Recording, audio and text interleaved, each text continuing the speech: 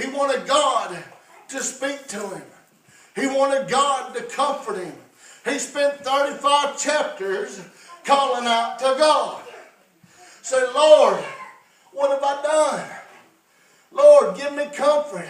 I can't sleep. I can't breathe during the day. I can't find any comfort. God, just give me comfort. God, I need you. Job cried out. And he didn't feel like God was answering him. And he got further down and further down. And how many of us go through trials in our life and it seems like them trials just go on and on and on? And we're calling out to God and we're saying, God, why has this happened? God, when are you going to send me relief? When is peace going to come? God, why has this sickness afflicted my body? God, have you forgot about me? How many times did we cry like Job does? God, why is it me that has to go through this? Why can't it be somebody else? See, we're self-centered people. Well, it's much easier to pray for somebody else that's going through a trial than accept the trial yourself. So we say, Lord, boy, if you had put this on somebody else, I sure would pray for them. See, we're picked for each thing we have to endure. Some things we encourage and bring upon ourselves. But there's other things that God says he or she can handle. You must endure these things in order to grow. But while we're going through that process, we feel like the stepchild that's been forgotten. We've been locked in the attic and ain't nobody coming to see us. Job got to that point. That's why his faith was so shaken. And in today's world, I see so many people that their faith is getting shooken because they're crying out and they're saying, I'm not seeing anything of God anymore. I'm not seeing God and God's people. I'm not hearing him when I cry out to him. I prayed the same prayer over and over and over and still no God. That's what you hear when you go out and you talk to people. But I'm going to tell you what, there's something we got to have, and that's faith. We talked a little bit about it this morning, and that's faith. You got to have faith knowing that God's going to answer your prayers. You got to have work knowing that you'll go forward and continue to do the task that God would have you to do instead of sitting down and just waiting for him to answer. Job had to continue to live life even though he had been overwhelmed. There were still tasks that God had for Job. Job could not just sit in the ashes the rest of his life and say, God, when you answer, I'll move. He had to stand up with faith and say, God, no matter what, even if you are the one that chose this to be upon me, I'll go forward. Amen. And I'll do as you ask. This is crucial that we understand that point. Because when we get to the point where we're saying, God, I'll move again when you answer. God, I'll move again when I understand. I'll start to serve you again when you give me a reason. You went from serving God to bargaining with God. And I'm going to tell you what, that ain't what we're here for. Our purpose is to serve God. Amen? Amen. And when we step back out with faith, we're going to see wonderful things happen. We're going to see prayers answered. We're going to see life does go on. The pain may still be there, but life goes on. Amen? Amen. Oh boy. Now we're going to get to the verse. After all this that Job endured and thought at some point, man, I ain't never going to get my prayer answered. There may be people that's sitting in here today. It says, you know, I used to be close to God. I used to really believe in God. I served God. and then something went awry, something happened in my life. It don't matter what it is. And we kind of got separated. And now I don't even know if that was even real. I don't even know if what I felt then was even real. You know, people get to that point, amen? But when you got faith and you start believing again, what once was real will become real again. In the first verse of the 38th chapter, it said, "Then the Lord answered Job out of the whirlwind and said," I'm going to read 2 verses.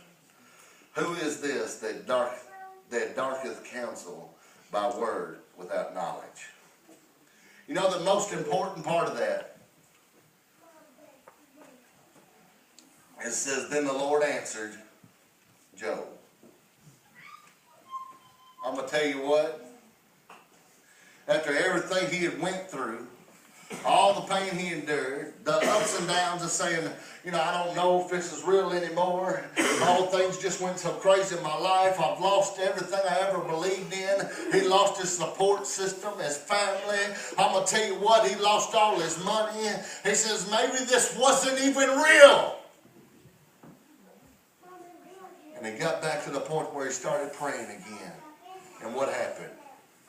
Then God answered. If we don't take nothing else today, I want you to remember them words. Then God answered.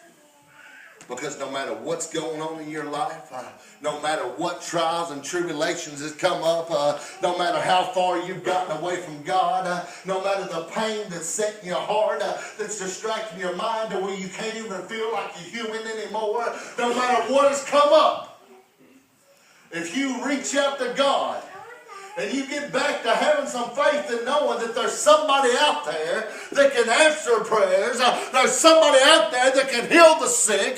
There's somebody out there that can get us to tomorrow. There's somebody out there that still cares. Yeah, amen. Then he'll answer. Amen. Amen. I'm going to tell you, we want so much without putting in any effort. That's where the work with faith comes in. We want so much. I've counseled people. I've talked to people. I meet people every day out there that don't believe in God anymore. And I ask them, I said, what have you done to try to get to where you say you want to be? What have you done to try to get to the point to where you feel the presence of God? What have you done to try to get to the point to where you feel like you're walking hand in hand with God again? What have you done? And most of the time, it's, well, I prayed. That's the start. I'm going to tell you what, prayer's not the end. It's the start.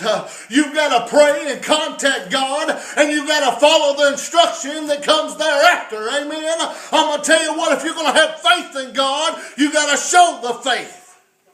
You can't just sit back and just like somebody that's dying sick, got all these health problems, and say, oh, the Lord's going to heal me. And the Lord has used a man to prescribe you a medication that will take care of that ailment. But you say, I'm not going to take it because the Lord's going to heal me. He can heal you. But he also sends them men or women that has the knowledge to prescribe you what he would have you to have. Amen? Amen. We're in agreement that some medication, I'm not going to say all, but some medication, I believe is of God. Amen? I believe that there's herbs, there's things that he's put upon this earth to help heal our bodies. Not that it would benefit him that we were always healthy. Not that it would benefit him anymore. So we don't benefit him anymore, healthy or sick. He does that. Why? Because he cares about us. You see, you can serve God sick. You can worship God sick. You can also do it while you're healthy. You see, that you say, well, I get slowed down when I'm sick. Sure you do. But what's it slow you down from? Usually the things that you wouldn't do them for God anyway. Amen? Amen. God still answers. That's enough right there to feed me the rest of the week. Because God answers. No matter what we're going through, no matter what problem it is, I know He's going to answer. Amen? Mm-hmm. And I'm going to tell you what, you may be praying for a long time, and you may be just like Job and say, I don't know if God's going to answer. Take the doubt out, and it'll get real. Take the doubt out. Doubt ain't got no place in the work of God. You got to have faith and you got to believe. And if you got to have something come into your life to make you believe, pray for it. I'm going to tell you what, I told this story not long ago about being a young boy, me and one of my friends, and I was praying to the Lord because I really didn't know if the Lord was real. I thought maybe He was, and I'd been reading the Bible, but it kind of seemed like a storybook. You read the Old Testaments, and it just some of it just don't seem real. Because you're thinking and reading with a fleshly mind. So, I got to the point where I was like, maybe God's real, but maybe He ain't. And so I got to praying. I said, Lord, if you're real, I need to know that you're real. If you're real, I need a sign. I need something to show me that you're real. And we didn't get what a lot of you would probably expect, but I'm going to tell you, it was enough. Amen? Me and my friend both felt like our right arms were jerked at the same time. Coincidence? Who knows? God was there. All right? That was enough right there for me to know that God was alive. I went on through my life, and there was another point in my life where I kind of got back to the same point. It's funny how history repeats itself. And I got back to another point in my life where I felt like maybe God ain't real. I'd experienced so many great things, but I'd started to forget them things because there was too many worldly things going on. And I started to forget them, and I got to the point where I cried out again. I said, Lord, if you're real, I need to see it again. And He did. If you want to know if God is real, He will show you. Amen. If you want a relationship with God, He will give it to you. Why? Because God will answer. Your friends may let you down. Your family may let you down. But God will not.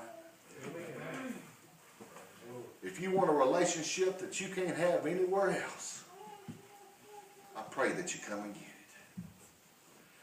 it. If you're tired of doubting and wondering, you want to know the truth once and for all, I pray you come and find out. Let's go ahead and have altar.